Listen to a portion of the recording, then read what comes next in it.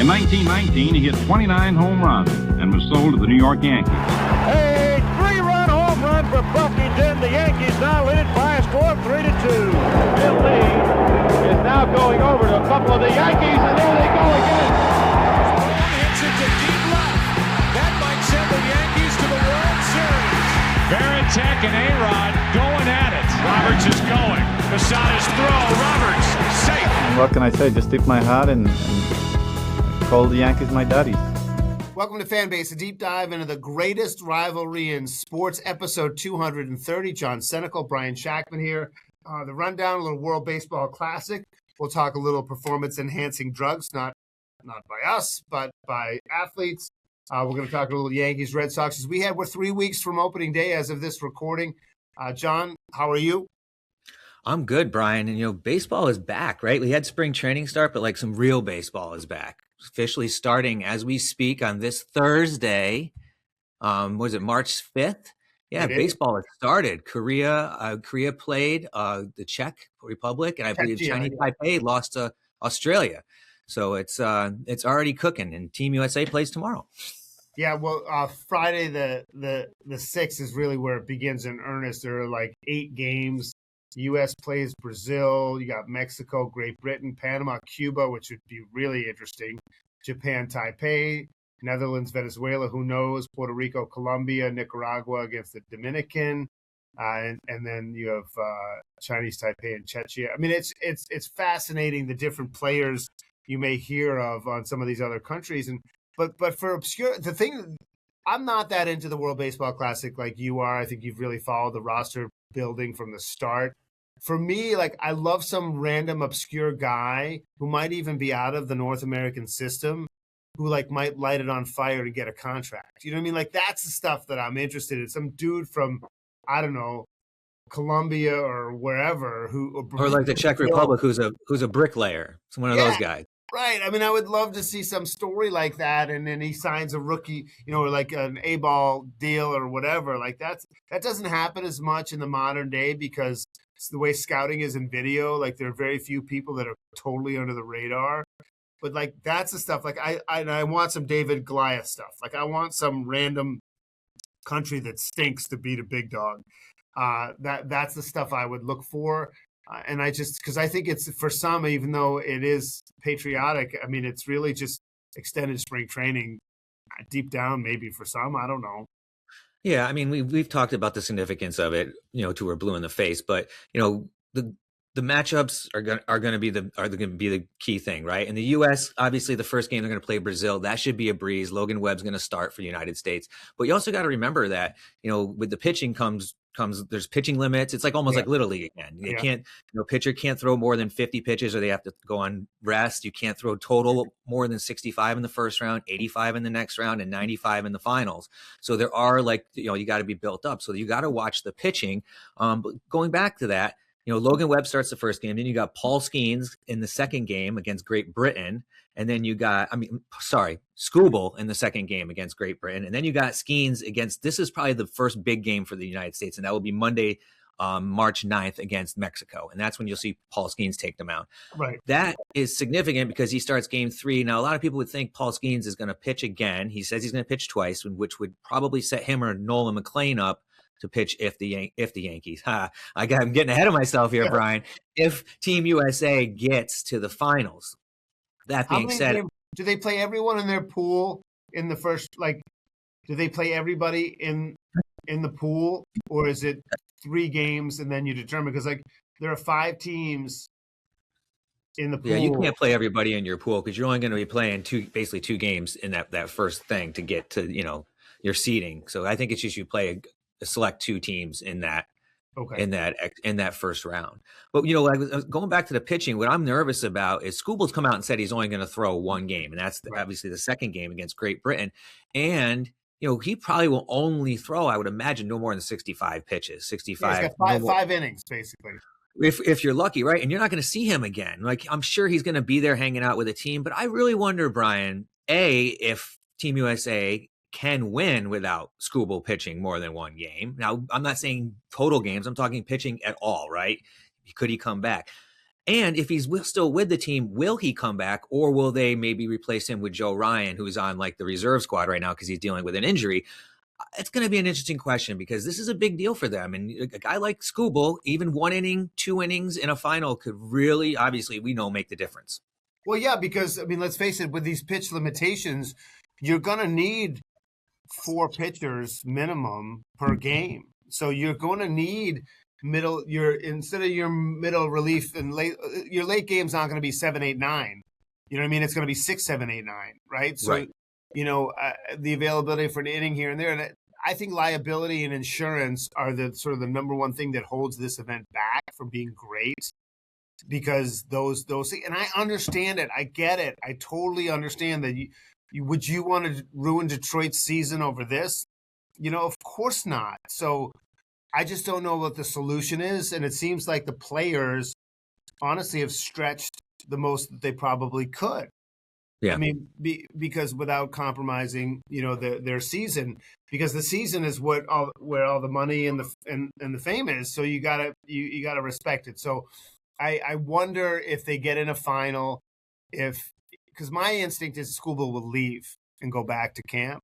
But if he didn't, I could see him in a final saying to his team or his agent, like, give me clearance for 30 more pitches, right? So I got an opinion on that. My guess is Skubal does not go back to camp because of the all arbitration BS that he just dealt with, and that they were, they fought him, right? They fought him on the arbitration, and he won.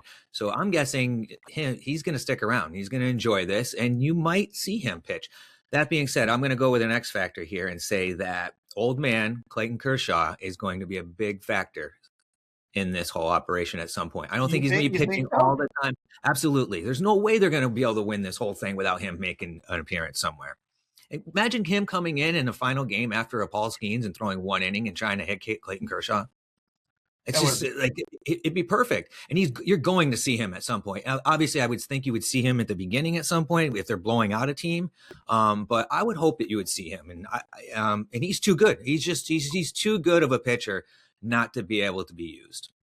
So retired or not. Just really quickly, give me predictions. Like everyone's high on the DR, right? I'm not sure if they have the pitching. But I'm gonna go with them against the US.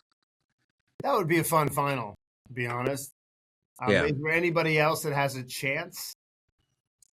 I mean, obviously Japan has a chance. Like I said, I'm concerned about not having Shohei pitch, but that being said, you never know that there's always some pitcher that we probably never heard of that's going to be a 22-year-old ace for them, right. Like Yamamoto was last time. So we shall see. TBD on that one. John Senecal, Brian Shackman here. It is Fan Base, a deep dive into the greatest rivalry in sports, episode 230. So who got busted for PEDs this time? Jurickson Profar this time, the second time. Yeah, that's his second rip. So he's out for the whole season, and I think he's forfeiting like $11 million in salary this time. Last year it was 80. He's done for the whole year? Whole year, yeah. Last time it was 80 games, and then he was also, he dealt with the postseason. He couldn't play in the postseason. It didn't matter because the Braves didn't make the postseason. But this time it's 162 games, the full season. So I believe, next year is the final year of his contract, I think. And the Braves, I think, signed him like a 3-year, $40 million or something like that. So he's eating like $11 million this year. But the Braves, I mean, this is a bust, total bust for their contract with him. And then the other guy was Johan Rojas from the Phillies. So he gets 80 games. It hasn't officially been announced yet, but that's the word on the block. So I'm guessing, where there's smoke, there's fire. Not such a big name. He's basically stays in the league because he's a speedster, but he did play infield, outfield for the Phillies. That's a second Phillies player now in the last half season to get popped. Max Kepler in the offseason, who was on the Phillies, but they quickly designated him for assignment after that. He had gotten popped. He tested positive for exogenous testosterone and its metabolites. Yeah, so basically they're just saying that it's something producing testosterone that his body doesn't actually produce. So I mean, that could be a whole range of things, but my guess is his nuts are shrinking and he's not going to be able to have kids as easily. So joke's on him, right? Out $11 million and other thing. Does it hurt the Braves' chances? I mean, that division, would they be projected to finish second or third? I don't know. I feel like that team is cursed, dude. It's like, they're supposed to get Spencer Strider back, and he, obviously that's a big piece of the puzzle, but he's not a proven pitcher, right? Like, he's had like one good season and he's been injured every other time. And then they have all these other injuries they're dealing with their pitching staff. And of course, Ronald Acuna, in the grand scheme of things, is still coming back from injury because he only played a partial season coming back from his ACL tear last year. Great player and all, right? But that's really like the one good thing they have going for them. I mean, Matt Olson is a great player. Austin Riley hasn't lived up to any of his expectations other than the 1 year he had 3 years ago. So, I mean, Michael Harris, he's just 200, 220. He's a Trent Grisham without the 30 home runs. So I'm not excited about the Braves, to be honest with you. I would think you're right. Third place, maybe not third place, maybe fighting for third. So it's 11 million, man. I would love to. 11 million. I mean, I think he's making more than Ronald Acuna Jr. because the Braves had signed Acuna to like that crazy deal where he's only making like 10 million a season. Yeah. So, like for me, when it comes to, let's focus on the Red Sox and the Yankees for a minute here, because I'm going to the home opener at Fenway on April 3rd. I don't know the exact number that it's been, but it's been at least 22 or 23 in a row for us, my wife and I. And I love the fact that they've switched from, it used to be Thursday mainly, and now it's a Friday. And it's just great for me because, I mean, no matter how old I am, I want to drink beers at opening day. I know you don't drink anymore, but like for me, like that's part of it, right? So I think having it on a Friday is great because I actually try not to drink it all during the week anymore. And so, and the fact, I don't know if it's Xander's first time back at Fenway or not. That's a good question. Yeah, because I think that's going to be interesting too. Because when did he sign with them? Is this his fourth year gone from the Sox? This one, I think so. And I don't. Well, he probably did. He probably came back his second year because usually they flip flop in and out. So I mean, maybe he's been back, but for me, he symbolizes with Betts to a larger degree. A lot of the old school fans have had trouble. Like, listen, was Bogaerts worth the money that he signed in San Diego? Probably not. But is he worth the money relative to today's market? It's maybe. Absolutely. So I would have loved to. Xander is a player. Listen, everybody loved Mookie, but people loved Xander Bogaerts in Boston, and so getting to see him in an outside uniform is going to be bittersweet. The Red Sox open in Cincy, then they go to Houston, and listen. We're 3 weeks away, basically, from the home opener, maybe a little bit more. I'm kind of excited. I'm excited in the sense that I don't love the way the team has necessarily been run. I wish they had kept Bregman or done one other sort of marquee signing. But through trades and everything else, they need like 4 young guys to be great. But if the young guys do well, the Sox are going to be a baseball team. Like, they got 9 guys that can play baseball. You know what I mean? Like, a lot of teams have some real blind spots, but like everyone in the starting 9 can play the game. And so I find myself shifting a little bit more towards optimism. Maybe it's a springtime thing, but I'm excited. I'm excited for opening day. Yeah, it's funny you say that, Brian, because when I was home last weekend, I said to my son, I was like, you know what? The Sox, if Roman Anthony and Marcelo Mayer can perform, the Sox are going to be a very solid team. I mean, they could legit win the AL East and they could go on to the World Series. I mean, they're that good. Like, you think they're that good? Oh my, yes. Well, your boy Aroldis Chapman, right? I mean, they got him on the back end, so you're all set, right?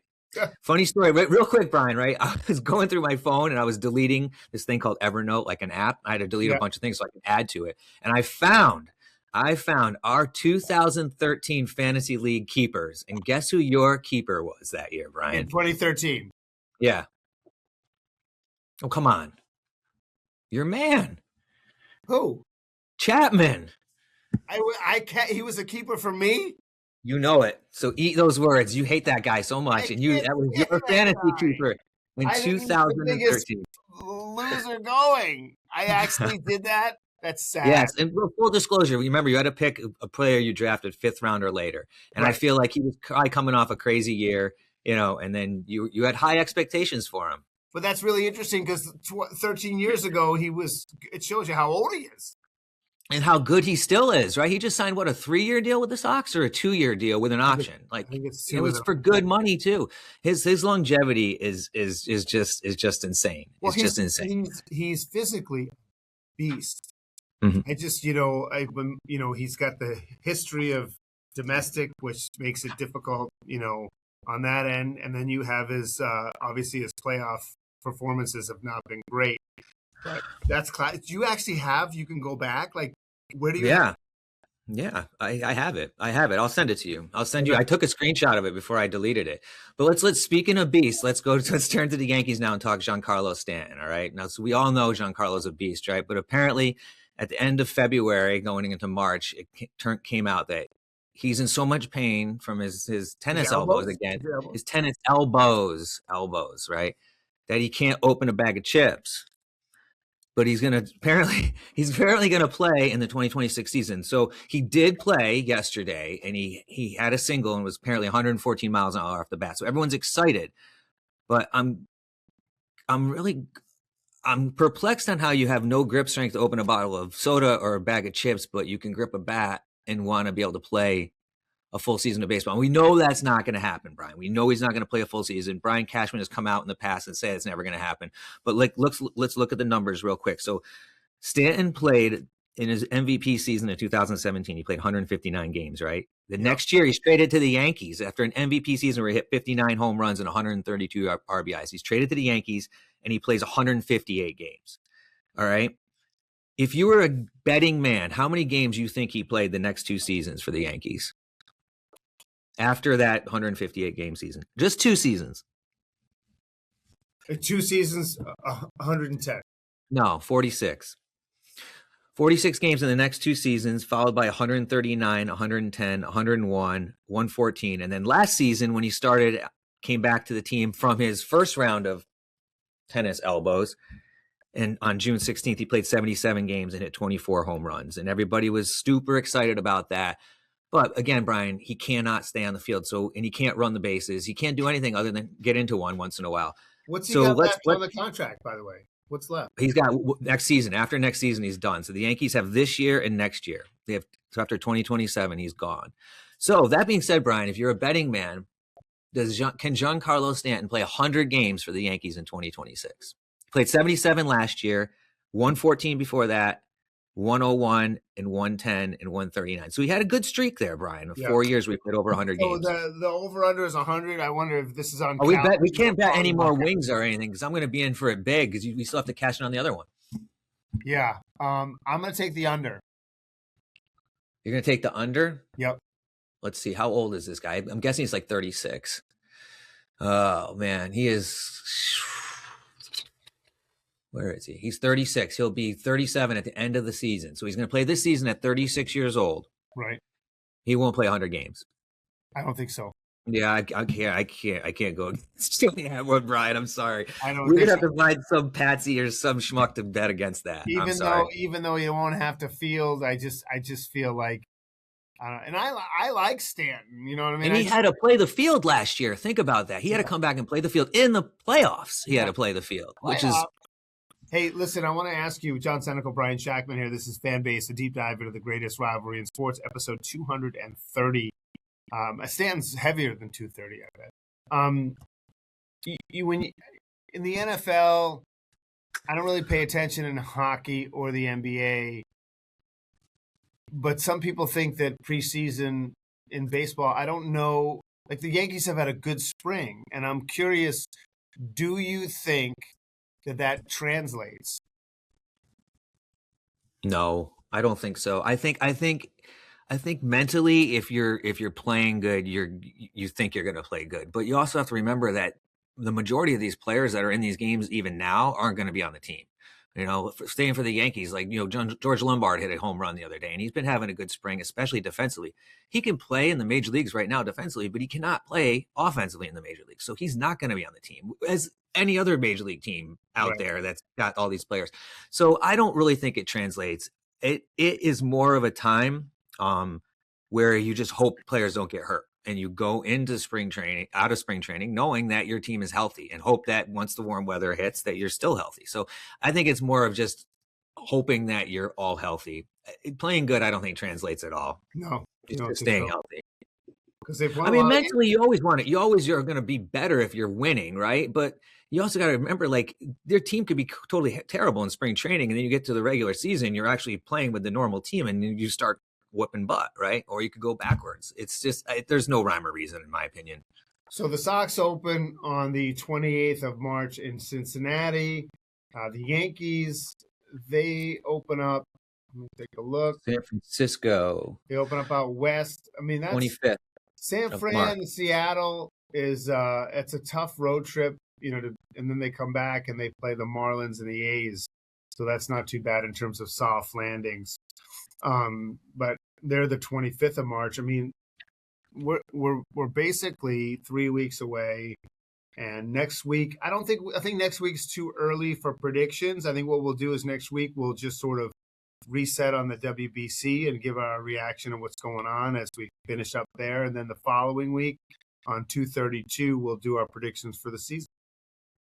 Yeah, we got it. We can't stop our MVP and our Cy Young predictions and who's going to win the divisions. I like doing that. Yeah, it's always super fun, even if like I'm always going to count on you to try to get the Orioles in there somehow. You got to figure out where John Means is pitching this year, Brian, or if he's even still in baseball. I think since I saw him beat the Sox on opening day like 3 years ago, I don't think he's pitched.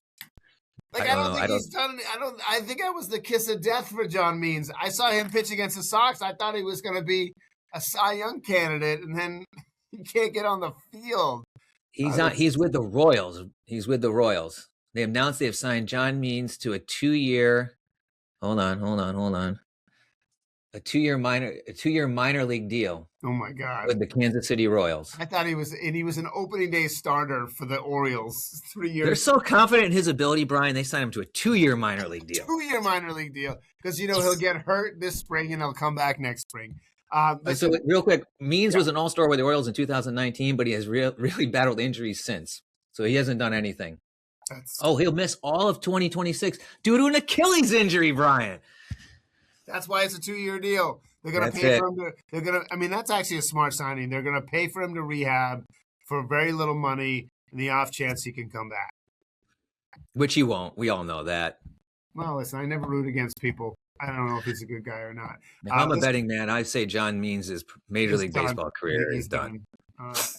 Listen, John, awesome stuff. We'll talk to you soon. He's John Senecal. I'm Brian Shackman. You've been listening to Fanbase, a deep dive into the greatest rivalry in sports.